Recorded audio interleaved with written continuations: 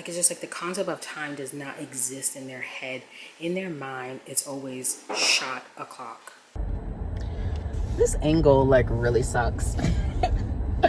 So I decided to go see a movie, and there is a movie playing. I was gonna go see Megan, but I feel like Megan is boring. Like, just from the previews alone, it just doesn't look like a very good movie.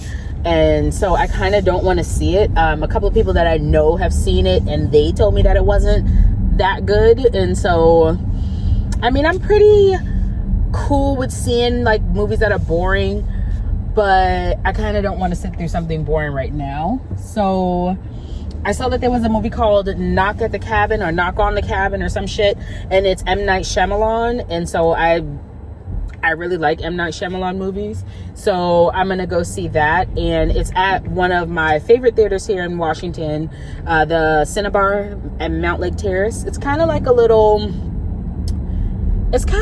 hole in the wall joint, but it's a Regal theater, and so it's kind of like a little mom and pop-ish feeling. But I really like this theater. I always go to this theater. I used to go to this theater a lot, and since I'm back in town, I kind of want to go. So I'm gonna go see a movie. So the movie starts in about 45 minutes. So I am getting a energy drink right now because I've been up since this morning for the doctor's appointment, and I have not been to sleep at all. And I'm a little bit like, I can feel the sluggishness coming on. I'm back. Got my pineapple Red Bull, and they have cups of ice in there, like a 7-Eleven in Asia. This gas station doesn't have fountain drinks, so they have just like frozen random cups of ice, which I'm a little nervous about, but I like my Red Bull on ice. And Red Bull is nowhere near healthy for you, so please do not follow what I do. You use discretion. Don't try this at home, kids. Like, literally, don't try this at home. Like, consult your doctor. Don't follow what I'm doing, literally, because you're gonna be in a lot of trouble. I can't get the damn straw in. This ice is so hard. Consult your doctor, because you should all mess your heart up if you drink too many of them. Which I limit myself, like one. I usually get the big can, and then I do like one every now and then, maybe once a week, once every 2 weeks, sometimes once a month. I don't really drink them. I really only drink them if it's like important and I'm falling asleep and I have something to do and I don't want to drink coffee. That's when I get the Red Bull. That's when the Red Bull comes in clutch. But what I've learned about Red Bull is the seatbelt. When the car starts, the seatbelt like sucks you fucking back and then like lets you whatever. What I've learned about Red Bull is that you need to drink it like way before you have to do some shit, because it doesn't usually kick in right away. So it's typically best practice to get to this theater like 30 minutes or so before the movie starts, so that you can order your food and you can do it before the movie starts, so you're not ordering while the previews and shit are playing out loud. And it allows for you to also get like a decent seat and have your food and everything ready to come out by the time the movie starts. So I'm gonna go in now. It's 4:26, so that I can like use the bathroom and get a little seat. I doubt there's anybody gonna be in this movie. I hope there's at least one person in here with me, because this is listed as a thriller or horror or whatever. So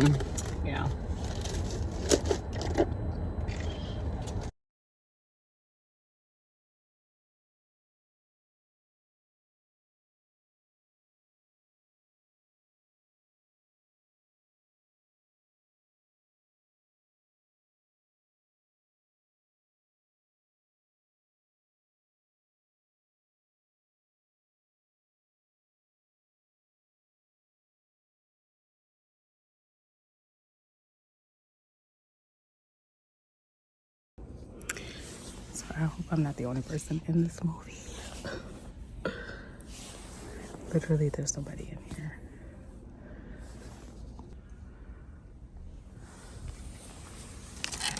Please scan for the menu. And then you press this button.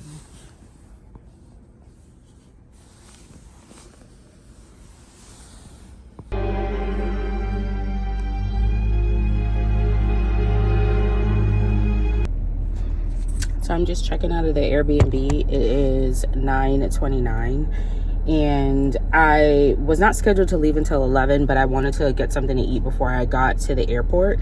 So I went ahead and left now, which is fine. But I just have a question. So if the Airbnb has like a smell of a dog, basically it smells like dog in the Airbnb, wouldn't you want to know, like when you're reading like the reviews before you pick your Airbnb, like for future people?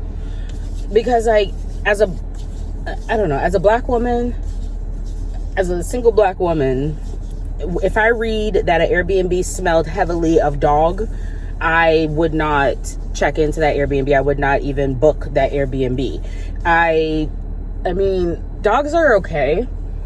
I just don't want all that on me, and I don't want to smell it, and I don't want any dog hair all over my stuff. Like I mean, I get, you know, some Airbnbs are pet friendly. They have to be, you know, people travel with their pets. I get that. I get that so much.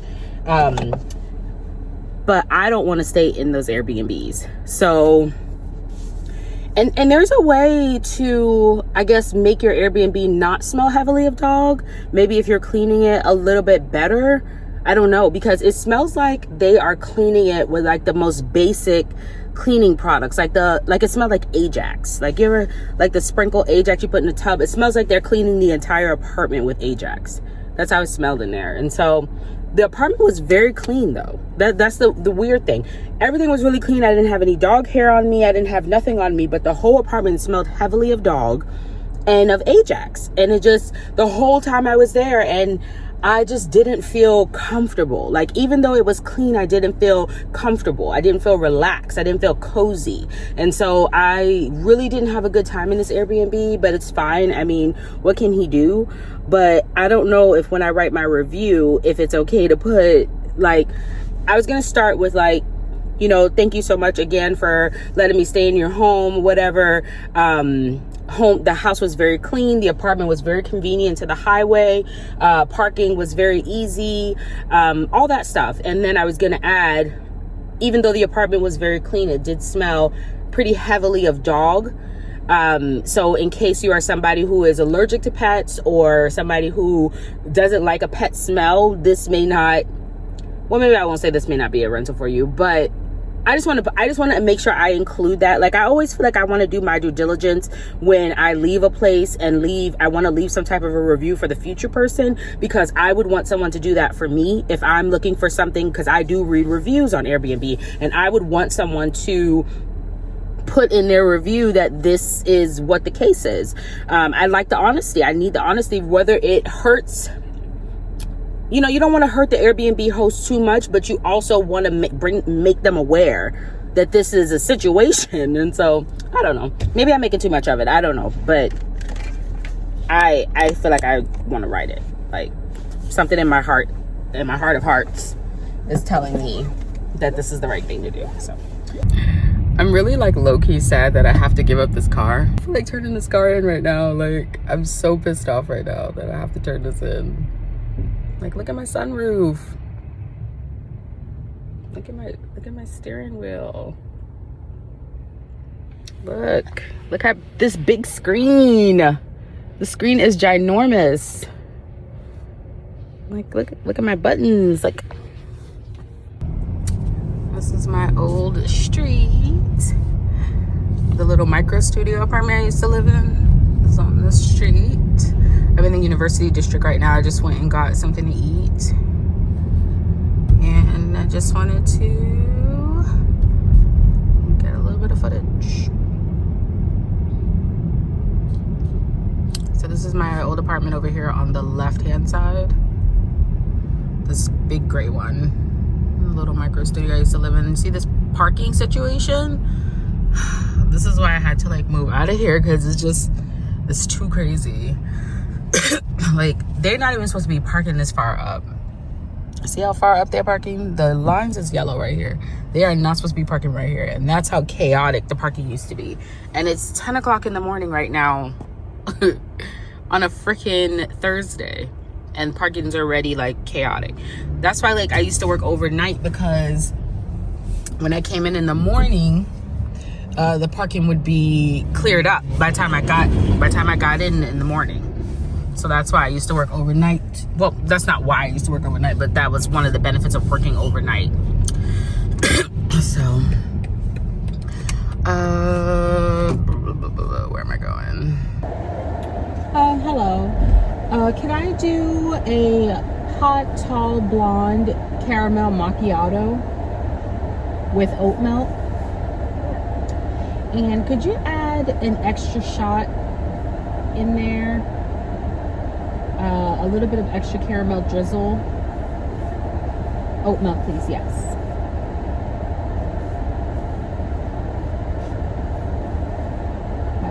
Extra caramel drizzle and cinnamon powder. I'm never ready with my money. The money part is always like, I need to do that.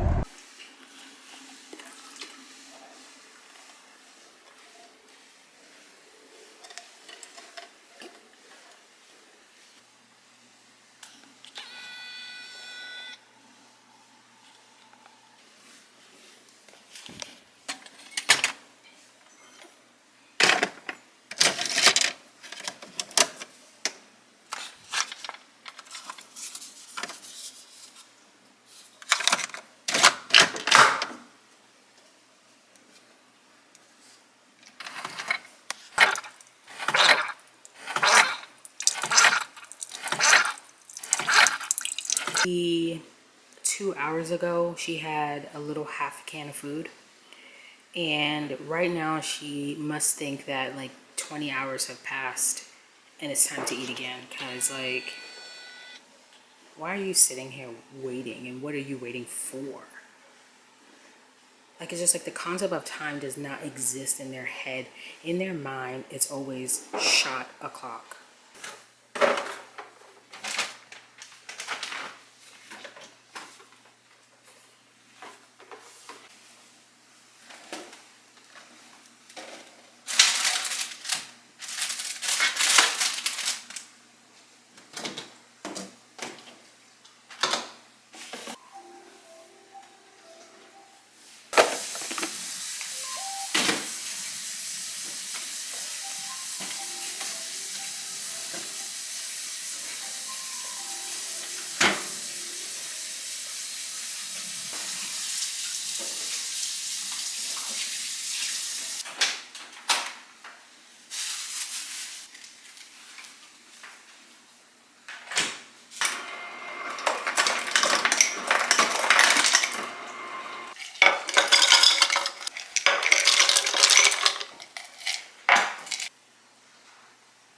So yesterday I tried a new creamer. I tried the Chobani caramel macchiato, and it was very, very, very sweet. Like very sweet. So today I'm gonna try it without any type of sugar, because I normally put sugar in my coffee, but I'm gonna try it without sugar today. And then I also bought this one, but my mother said this one tastes like nothing. So I don't think I'm gonna like this one. So I'm just gonna leave it as a backup in case I have nothing left. But I'm gonna do this one for today.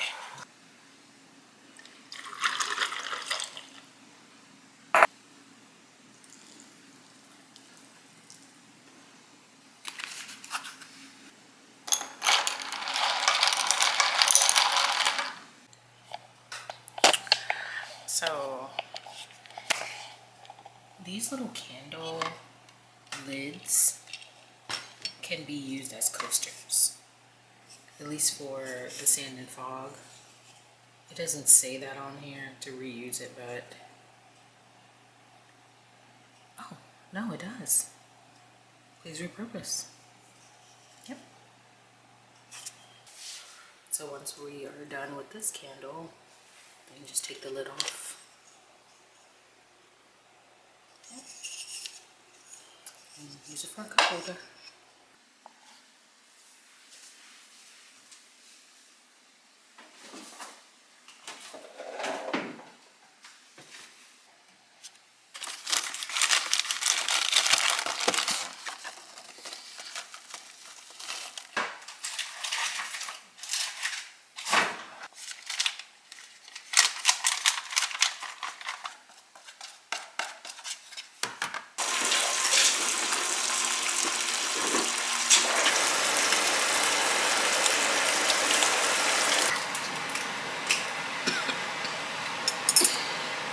So I cannot cook.